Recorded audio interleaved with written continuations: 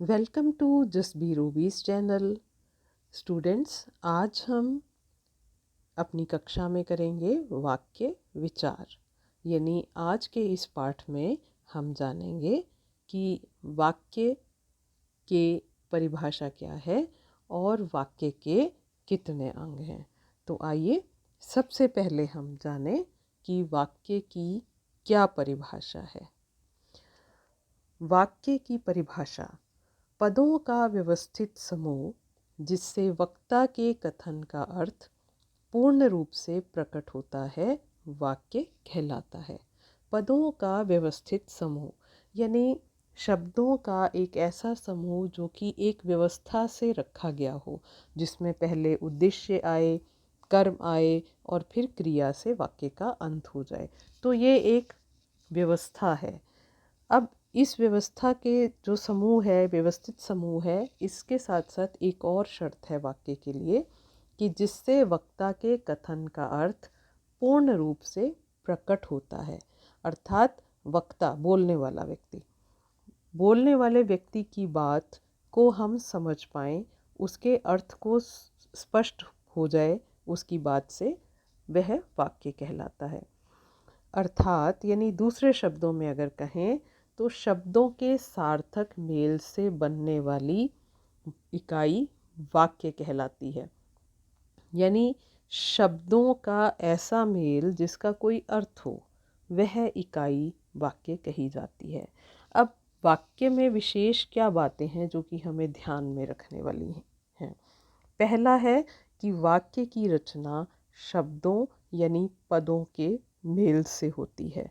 किसी भी वाक्य की रचना के लिए कई तरह के शब्द हमें चाहिए, जिनको हम पद कहते हैं। यानी कोई भी शब्द जब वाक्य में प्रयोग हो जाता है तो वो पद कहलाता है। तो हम बार बार बोलते समय पद शब्द का प्रयोग करते हैं।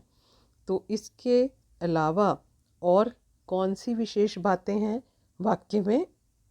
वाक्य स्वतंत्र व अपने आप में पूर्ण होता है।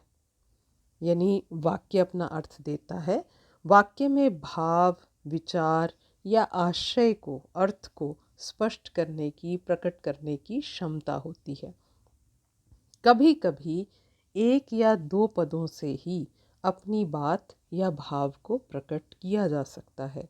जैसे अब यहाँ हमने दो वाक्य लिए हैं जो कि बहुत छोटे से हैं, एक या दो शब्द के, लेकिन वो पूरी तरह से अपने बात को स्पष्ट करते हैं, अपने अर्थ को स्पष्ट करते हैं। जैसे ज़रा सुनिए तो उत्तर आया कहो। इसी प्रकार यहाँ आइए और सुनने वाले ने उत्तर दिया आया। तो इस प्रकार ये दोनों वाक्य बहुत छोटे हैं, संक्षिप्त हैं, लेकिन अपना अर्थ देने में पूरी तरह से सक्षम हैं। अब हम जानते हैं वाक्य के अंग। वाक्य के दो अंग हैं, एक उद्देश्य, दूसरा विधेय। हमने एक वाक्य लिया, पक्षियों ने दाने चुग लिए। अब इसमें, इस वाक्य में पक्षियों ने उद्देश्य है और दाने चुग लिए विधेय है। इसी प्रकार एक और वाक्य है, अतुल खेल रहा है। काम करने वाला कौन है? अतुल। और जो भी काम करने वाला व्यक्ति है वो करता है, वो उद्देश्य में आएगा। तो अतुल उद्देश्य है और बाकी का वाक्य विधेय के अंतर्गत आएगा। यानी खेल रहा विधेय है। इस प्रकार ये दो वाक्य के अंग हैं। आइए जानते हैं कि अब उद्देश्य को विस्तार से जानते हैं। उद्देश्य को अंग्रेजी में हम सब्जेक्ट कहते हैं। वाक्य में जिसके बारे में कुछ कहा जा रहा हो या बताया जा रहा हो, उसे उद्देश्य कहते हैं। मुख्य रूप से कर्ता ही वाक्य का उद्देश्य होता है। कर्ता यानी कि जो कार्य कर रहा है। अब यहाँ पर हमने कुछ उदाहरण लिए हैं। देखिए, जो इसमें रंगीन शब्द हैं वो सभी उद्देश्य हैं, वो सभी कर्ता हैं। जैसे पक्षियों ने दाने चुग लिए, अब इस वाक्य में पक्षियों ने उद्देश्य है। गरीब आदमी को भोजन दो। इस वाक्य में गरीब आदमी को ये उद्देश्य है। घोड़ा सरपट दौड़ रहा है। अब इसमें दौड़ कौन रहा है, काम कौन कर रहा है, घोड़ा, तो घोड़ा उद्देश्य है। बालक खेल रहा है। बालक यहाँ उद्देश्य है क्योंकि खेलने का कार्य कौन कर रहा है, बालक। तो इस प्रकार इस सभी वाक्यों में जो रंगीन शब्द लिखे गए हैं वो उद्देश्य हैं। आइए अब जानते हैं कि विधेय